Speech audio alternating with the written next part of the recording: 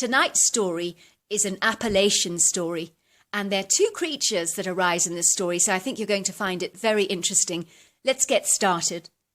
Dear Sarah and all your lovely listeners, my name is Earl, and my Bigfoot encounter happened in a large forest area in the Appalachian Mountains.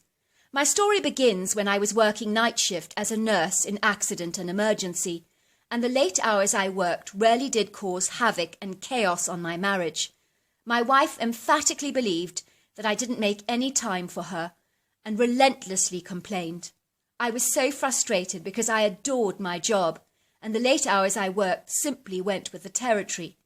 Before we'd got married, I had warned her that there would be weekends when I would be working nights, and she had assured me that that would never be a problem for her. However, the stark reality for my wife was exceedingly different, and she simply hated me not being around with her, and especially when she interacted with other married couples. She said she hated being the odd one out, and everyone would look at her so pitifully because she was always unaccompanied at social events and felt terribly alone. One day my wife gave me a final ultimatum, and she said to me, "It's me or your job. You choose." I really felt overwhelmed that my marriage had come to this pitiful, low and dreadful place in my life, but I knew that my job was a huge passion for me, and being forced to give it up would make me resent my wife all the more, and that was something I didn't want to do. Finally, I agreed to the divorce because it was all or nothing as far as my wife was concerned. It was dreadfully sad that we could not reach an amicable compromise, but that was the way things panned out for us. I didn't want the headaches of arguing, fighting or bickering, and so I decided to just let sleeping dogs lie, and that's what I did. I was surprised to find many people working night shift hours, all who were experiencing challenges with their marriage because their partners just could not accept the late hours they were invariably working. Working alongside the night shift with me was another male nurse called Bobby, who was also experiencing challenges in his marriage over exactly the same issues that I had been going through. His wife had recently filed for divorce, saying that she couldn't cope with the ungodly hours that he worked, and this was not the kind of life that she had envisioned for herself. One day Bobby and I decided that we would go on a camping trip together, as we both going through a divorce, and we both felt a little camping in the open countryside and the beautiful fresh air would help us to embrace brand new beginnings and let go of the nagging regrets from our past.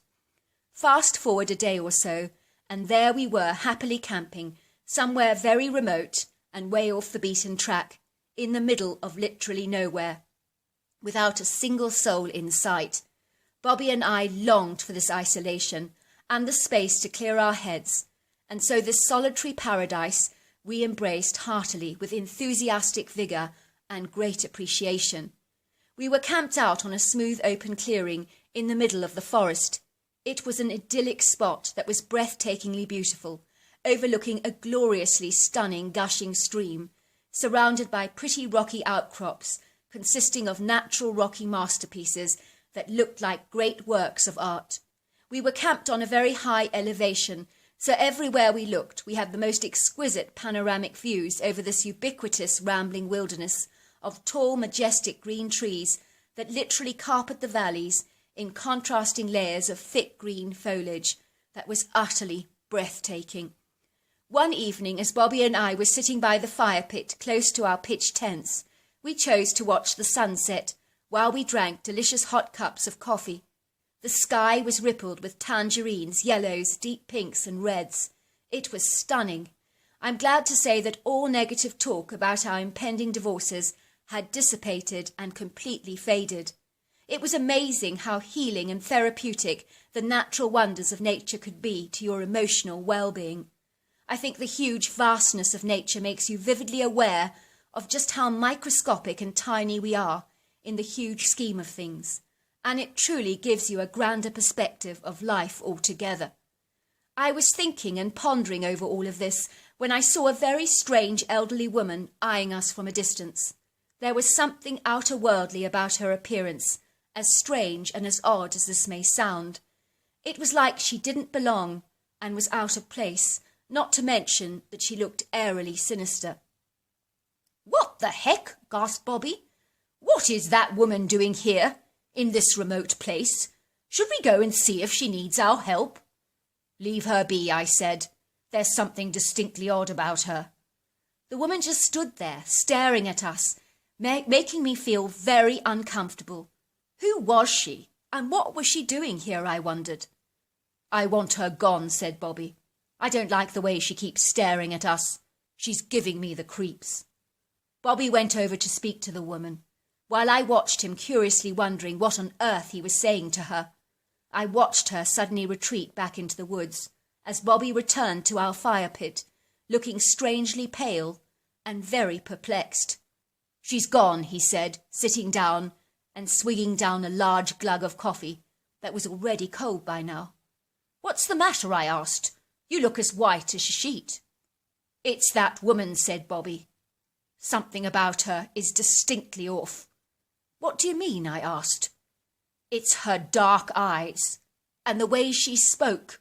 No, it wasn't normal. Did you ask her what she's doing here, and what she wants? I asked. That's just it, he said. When I asked her, she turned the question around on me, and said, more to the point, what are you doing here? Did you tell her we are camping here? I asked. I did, and she said that this land was not ours. Can you believe the cheek of it? I was angry. Who does she think she is? I protested. We have just as much right to camp here as anybody else does. You do get strange people in this world of ours, reflected Bobby.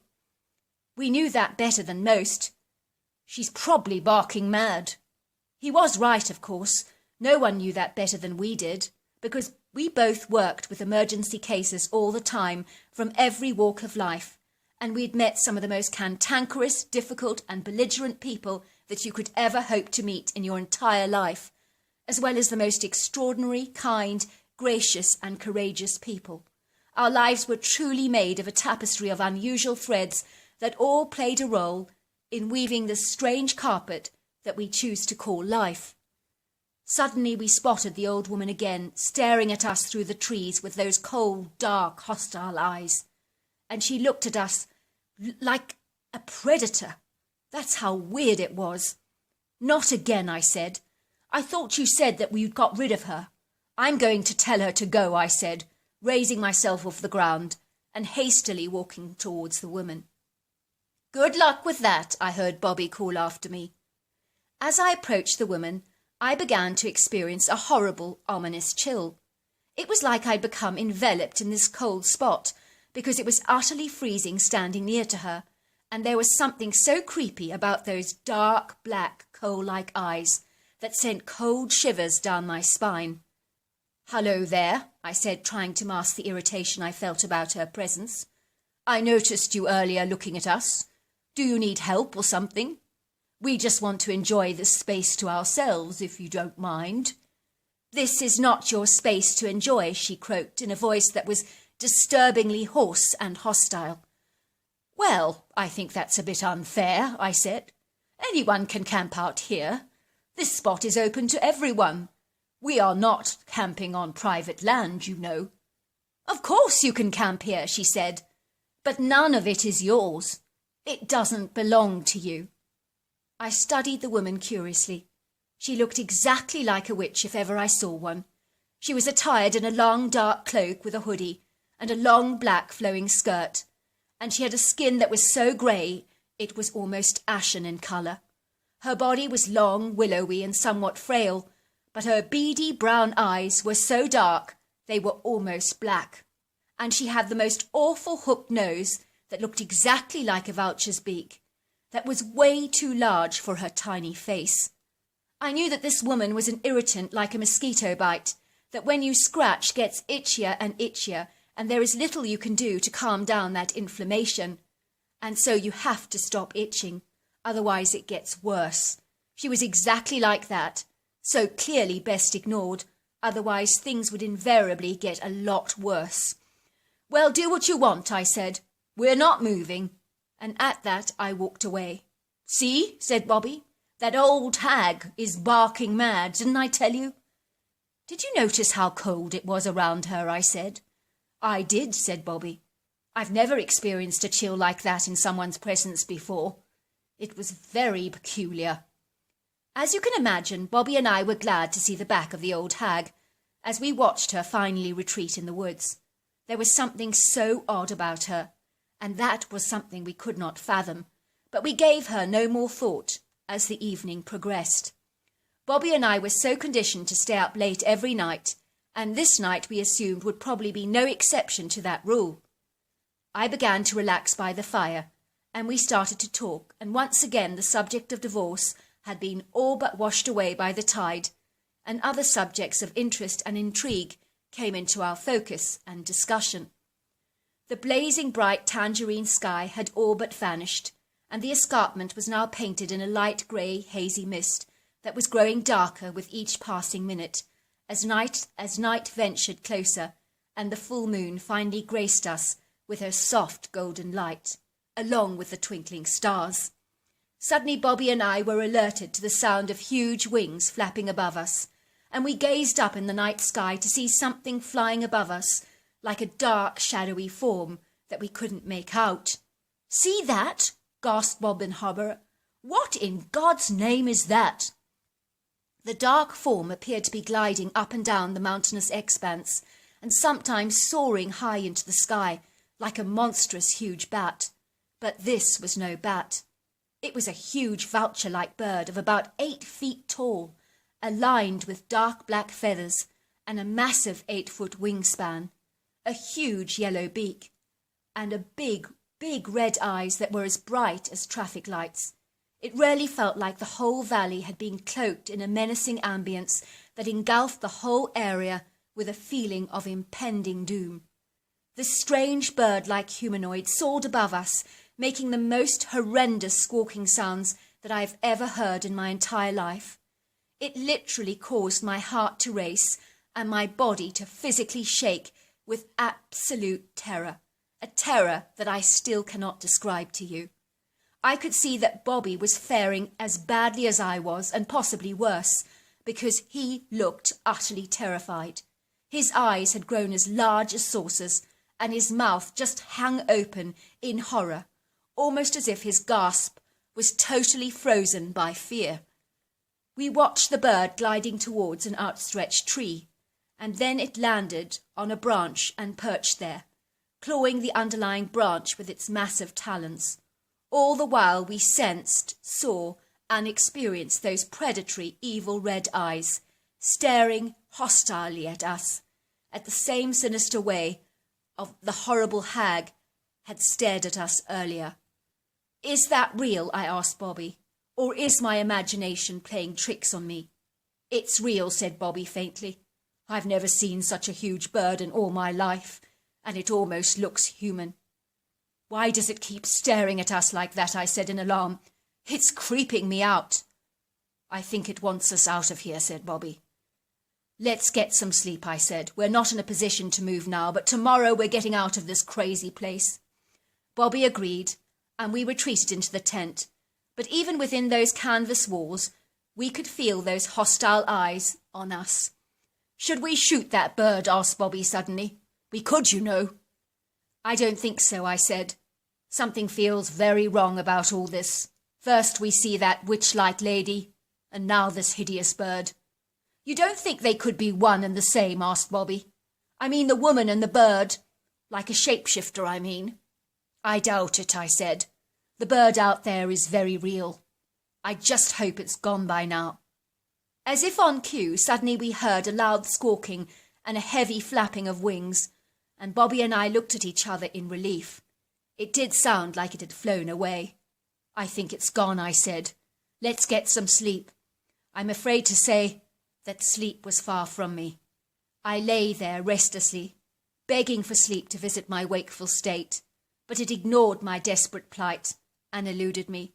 So I just lay back with eyes wide open, waiting for the morning to come. I got up very early that morning because of my restlessness. I thought a great walk would do me good, and so I ventured towards the woods, hoping to see some early signs of animal life. I was eager to take some photographs of squirrels, chipmunks, or even a passing deer. I always loved animals, and I loved taking pictures. As I was walking in the woods, I noticed the footprints of the woman in the soft ground, and I followed them out of curiosity, wondering whether she would be camping or whether she was some wild woman who roughed it and lived in a cave. Nothing would have surprised me about her at all. The small footprints of the woman finally came to a dead end, and then I saw these massive bird-like tracks leading away from the footprints, and they were monstrously huge, at the very least 10 inches long and equally as wide. They had to be the markings of a huge bird, like the one we'd seen last night. It really did make me wonder if the bird and woman were connected in some way, but this was way too far-fetched for my rational mind to even begin to comprehend. I hastily retreated to our campsite and woke up Bobby immediately. "Let's get out of here and go camping somewhere else," I suggested. "I'm not going to let that giant bird and horrible hag rob us of enjoying this trip." That night things went amazingly well. We pitched our tents for the night near a pretty creek surrounded by trees. We prepared a fire pit and retired to bed and slept until late that morning. It was on the third night at this camping spot that things began to change for us. It must have been early evening when we were sitting by our fire pit, just talking, when suddenly we heard a loud, shrill scream that sounded exactly like a woman being killed. Bobby and I immediately reacted as if we were on duty at the hospital. We put on our head torches, took out an extra flashlight with us, including our rifles, and ran towards those screams. It was as if it was just so natural for us to do this. As we got closer to the screams, we detected a heavy, thunderous movement in the brush, and the only way I can describe it is that it sounded exactly like a rhino in the thicket. This caused me grave concern because I began to sense that a powerful predator could be lurking around. I indicated to Bobby to follow my lead, as we found a large tree that both of us could easily hide behind. We stood there in silence, waiting for something to happen, although what would happen we had no idea. Then we heard a loud thump and heavy movements of a rhino-like creature. I started to cock the rifle in case we were ambushed by this thing. We could see blobs of black passing us in the undergrowth until the blob appeared on an area of flat grass so that we finally got to see it clearly. I focused on this black shadowy form and couldn't see what it was at first. And then I began to think that we were seeing a bear. But then I realized it was not a bear at all. What was it? I couldn't imagine, as I had never seen a creature like this in all my life. It stood on 2 legs like a man, with a similar posture, only this thing was huge. It could only be described as a giant-like hairy humanoid, with a huge resemblance to a great ape. It had very long ape-like arms, only much thicker and much stronger. The torso of this thing was like that of a really bulky bodybuilder, with huge shoulders and a cone-shaped head.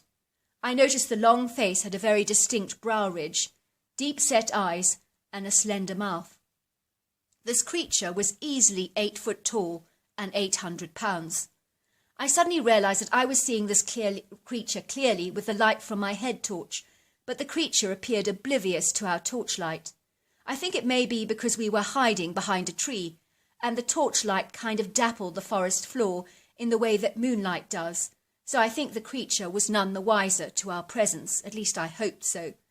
I was terrified because if this creature did indeed see us, I was certain we were dead, because he was an incredible predatory-looking animal. I could feel my heart pounding and my body shaking, but I tried to compose myself lest the creature should see us. The creature just seemed to stand there, and it finally sat down against a huge tree and let out a huge sigh, exactly like a human does. Oh, oh. It then proceeded to scratch its head and examine its nails, nibbling them after each scratch, as if he'd found a nit to eat. I then heard him grunting to himself happily, and then reaching for his huge feet with his hands, he appeared to be rubbing them, and as he did this, he groaned in pleasure, just like we would if someone was massaging our feet. Bobby and I stared at this creature with horror transforming into awe and disbelief, all at the same time. The creature slapped some flying insect that was buzzing around its body like an irritating mosquito, and he killed it instantly and popped it into his mouth and chewed it. This happened a few times, and he was making a snack of those flying insects and smacking his lips after eating them. Suddenly there was a sound of a squirrel or some other animal that raced up the tree, and the creature stood up, his senses alerted, peering up the tree with eyes fixated on the branches. It appeared that he'd seen something he wanted, so he darted over to the trunk, straddled it with his strong muscular legs, and shimmered up the trunk to get whatever this thing was. I am almost certain that he was successful, because he reacted so fast and so swiftly to the movement, and he was an agile creature with incredible grace. Bobby and I didn't hang around to see what was going to happen, but hightailed out of the woods as fast as we could, rushing back to our tents. We were both breathing heavily as we arrived at our tents, and we were so overwhelmed by what we had seen that for a moment our ability to speak was seriously impaired. We sat there in stupefied silence, and I finally opened up a packet of sweet toffees that we ate hastily and hungrily, as if we had not eaten for days, which was so far from the truth. The sugar rush did the trick, and truly it is the best thing to overcome shock. What on earth was that thing? I said to Bob, after having worked my way through half the candies. It was a Bigfoot, said Bobby. Are you sure? I asked. Aren't those things just the stuff of myth and legends? Wake up, Earl, said Bobby. Everything that's happened to us on this camping trip is weird and outer-worldly. I cannot explain any of it, but the creature was real, and I believe it had to be a Bigfoot. I was stunned. Bigfoot, I thought. Who would have ever believed it possible? I was amazed by such a revelation. I hadn't even believed the creature existed, and now I had been staring face to face with one. The next day Bobby and I decided to return home. We'd seen things in the mountains that we couldn't explain, and we didn't want to hang around a moment longer. When I returned home, I did my research on Bigfoot, and I can confirm without a doubt that the creature we saw that night was very definitely a Bigfoot or a Sasquatch or a Yeti or a hairy man, whatever you choose to call it. As for the bird-like humanoid and the strange old woman, what were they? Was it possible they were one and the same? Could it have been a shapeshifter or a real cryptid creature? Was it a Birdman, I wondered. I'm not certain of the answers to those strange questions, but I know this experience in the Appalachian Mountains has made me question reality and what really is out there in the Appalachian Mountains. As for my marriage and Bobby, we did both finally get divorced 5 years later. We are both now happily married to different women who are also night shift nurses like ourselves, both working in accident and emergency, and we have never been happier. Bobby and I both feel that our hiking and camping trip on the mountains help us to move forward in our lives without looking back with regret or bitterness. Well, first of all, I just want to thank you so much, Earl, for the most extraordinary story. You know, you are not the first to talk about very strange encounters that happen in the Appalachian Mountains. Now, I don't know much about the Birdman. I have heard of him. I don't know whether you saw the Birdman or whether that old woman actually was a shapeshifter. It sounds possible that she could have been. I don't know what anybody else thinks. But as far as your Bigfoot encounter is concerned, that was incredible too. And what a really fabulous insight into what Bigfoot was doing all on his own, smacking away the insects, climbing up a tree to get a squirrel. Quite fascinating, really. Until next time, goodbye and good night.